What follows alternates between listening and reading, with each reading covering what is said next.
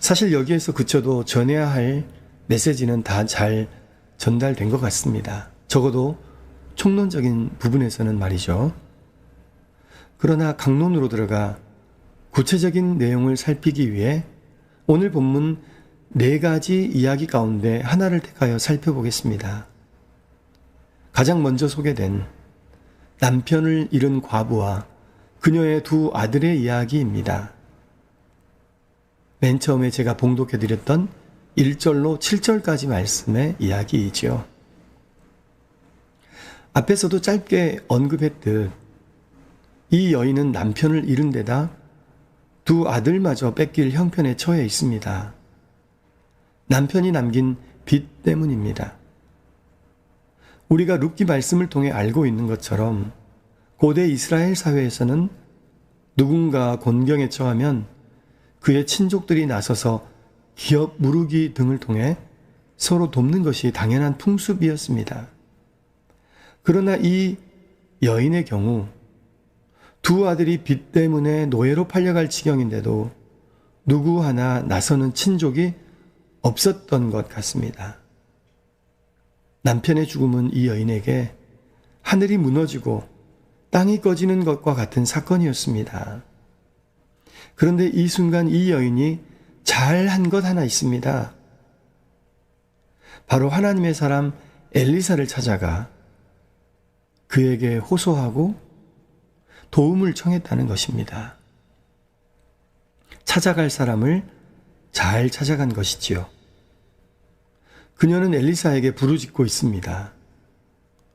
이 이야기에서 우리가 놓치지 말아야 할 몇 가지 영적 교훈을 확인해 보도록 하겠습니다.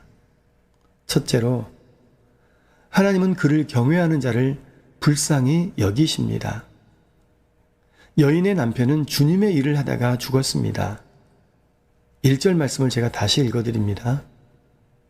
선지자의 제자들의 아내 중에 한 여인이 엘리사에게 부르짖어 이르되 당신의 종 나의 남편이 이미 죽었는데 당신의 종이 여호와를 경외한 줄은 당신이 아시는 바니이다. 이제 빚 준 사람이 와서 나의 2 아이를 데려가 그의 종을 삼고자 하나이다 하니, 이 말씀에 기록된 대로 이 여인의 남편은 선지자의 제자였습니다.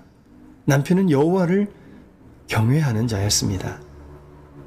그는 영적으로 남다른 사람이었습니다. 그런데 그 신앙심 깊은 남편이 죽은 것입니다. 이 얼마나 안타까운 일입니까? 그런데 엎친 데 덮친 격으로 이 여인은 이제 사랑하는 2 아들을 뺏기게 생겼습니다. 어쩌면 남편이 살아생전 주님의 일에 전념하느라 가족들을 경제적으로 부양하는데 조금 소홀했는지 모르겠습니다. 이제 남은 것은 빚밖에 없습니다. 그녀를 도와줄 친족도 없습니다. 혹시 있지만 불똥이 자기들에게 튈까봐 냉정하게도 나서지 않는 것일 수도 있습니다. 이때 여인과 2 아들의 마음이 얼마나 복잡했을까요? 남편은, 그리고 아버지는 주의 일을 한다고 나름 열정적으로 살았을 것입니다. 하늘만 바라보며 사는 인생이었습니다. 그러나 여인과 2 아들에게 남겨진 것은 빚밖에 없고 이제 아들들은 다른 집 종으로 팔려가야 합니다. 죽은 사람은 자기 사명에 충성을 다했고 그래서 영적으로 충만하고 행복했는지는 몰라도 남겨진 여인과 2 아들 앞에는 차갑고 냉정한 현실만이 놓여 있을 뿐이었습니다. 있던 신앙심도 날아갈 판입니다. 만약 이 일이 그냥 이대로 끝나버린다면, 그래서 2 아들이 기어이 노예로 팔려간다면 남겨진 3 사람은 죽은 남편, 죽은 아버지에 대해 어떤 감정과 생각을 품게 될까요? 더 나아가 그가 그토록 경외하던 여호와 하나님에 대해 어떤 마음을 갖게 될까요?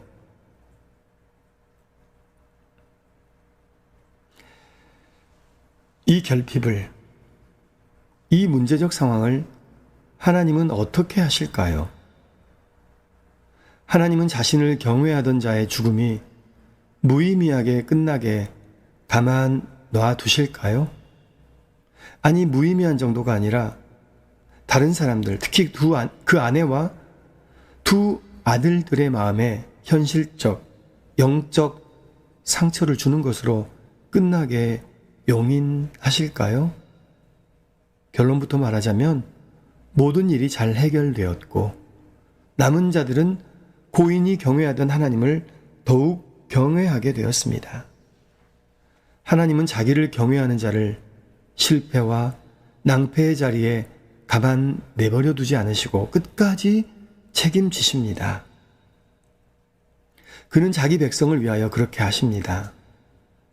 그런데 더 중요하게는 자기 자신을 위하여 그렇게 하십니다. 다윗의 유명한 시에 그렇게 기록되어 있지 않습니까? 시편 23편 3절 말씀. 내 영혼을 소생시키시고 자기 이름을 위하여 의의 길로 인도하시는도다. 둘째로, 자비가 한이 없으신 하나님은 우리가 생각한 것 이상으로 넘치게 후히 채워주십니다. 여인이 엘리사에게 호소한 것은 무엇이었습니까? 그녀가 원래 구한 것은 남편이 남긴 빚을 갚는 정도였습니다. 다시 말해 두 아들을 빚준 사람의 종으로 보내지 않아도 될 정도였습니다. 그런데 하나님은 구한 것 이상으로 베풀어 주셨습니다. 즉 여인과 두 아들의 향후 생활비까지 넉넉히 챙겨 주셨습니다. 7절 말씀을 다시 제가 읽어보겠습니다. 그 여인이 하나님의 사람에게 나아가서 말하니 그가 이르되 너는 가서 기름을 팔아 빚을 갚고 남은 것으로 너와 내 두 아들이 생활하라 하였더라. 남은 것으로. 비슷한 말씀이 신약에도 있지 않습니까? 에베소서 3장 20절로 21절 말씀.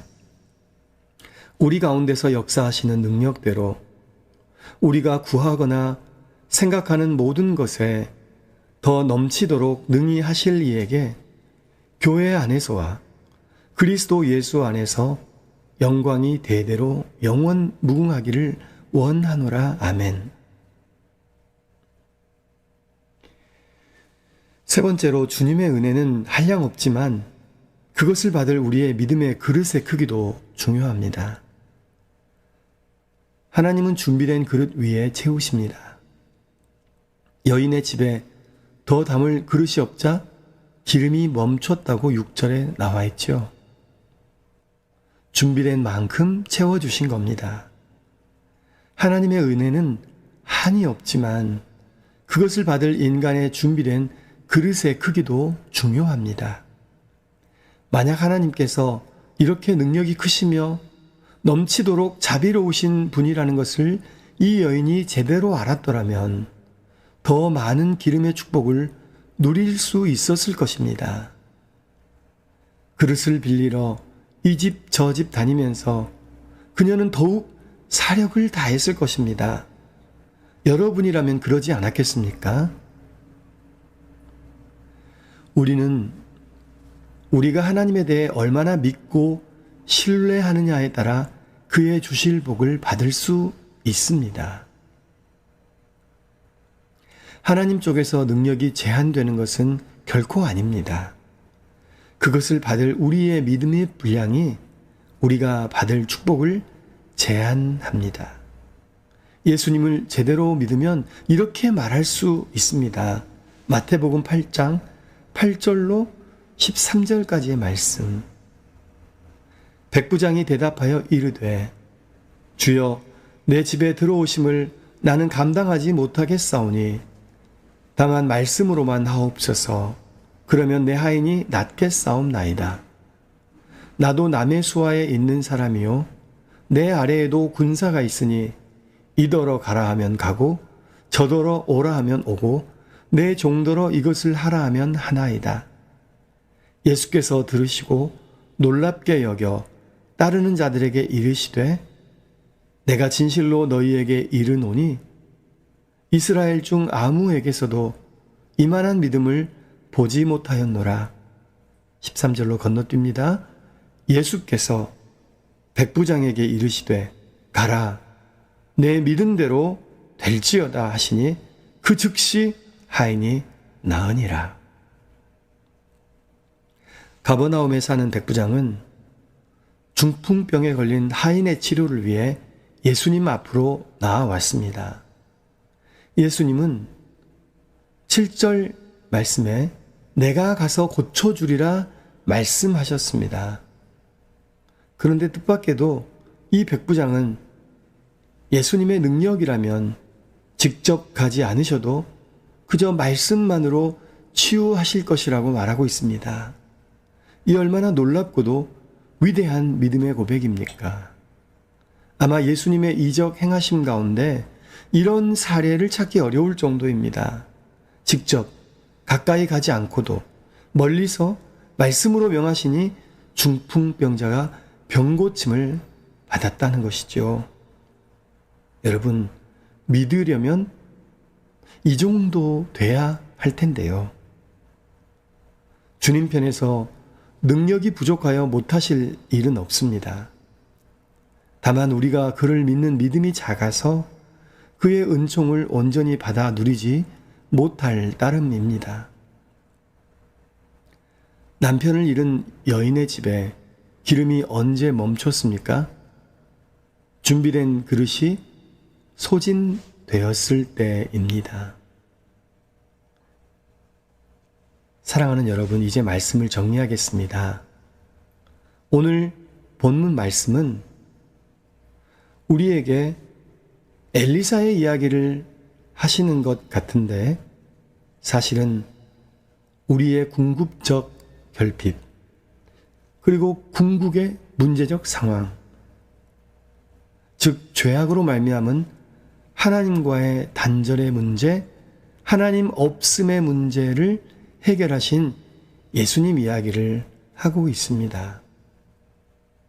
아담이 에덴에서 추방당하면서 우리는 풍요의 동산에서 결핍의 계곡으로 떨어졌습니다.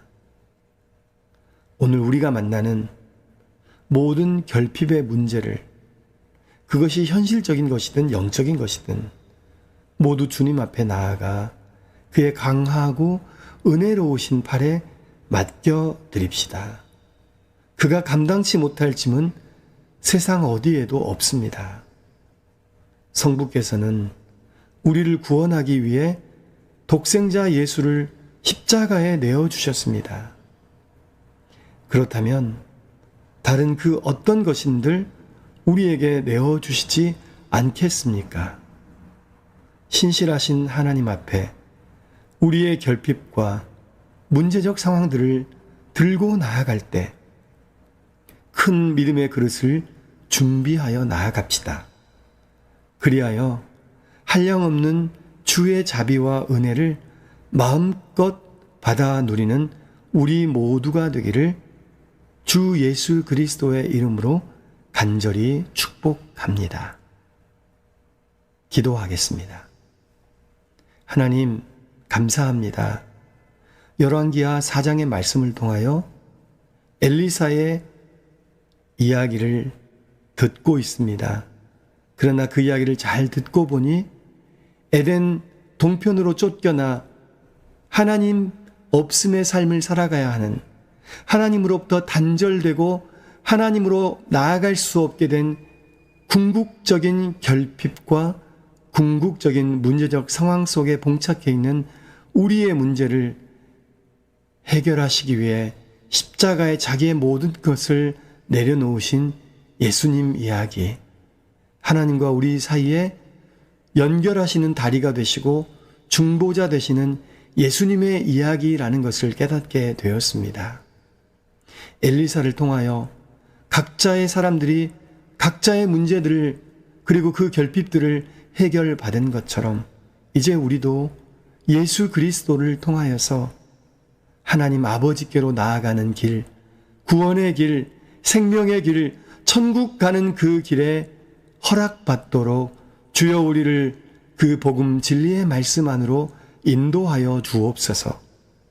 혹시 이 말씀을 듣고 있는 자들 가운데 아직 믿음이 없거나 또는 믿음이 연약한 자들이 있다면 하나님 앞으로 나아가는 믿음을 주시옵고 주님 준비하신 그 한량없는 축복과 은혜를 받아 누릴 만한, 그래서 끊임없이 쏟아지는 그 기름을 끊임없이 받아낼 믿음의 그릇들을 준비하는 우리 모든 자들 되게 하여 주시옵소서. 우리를 사랑하시는, 그리하여 자신의 모든 것을 내어주신 우리 주 예수 그리스도의 이름 받들어 간절히 기도하옵나이다. 아멘.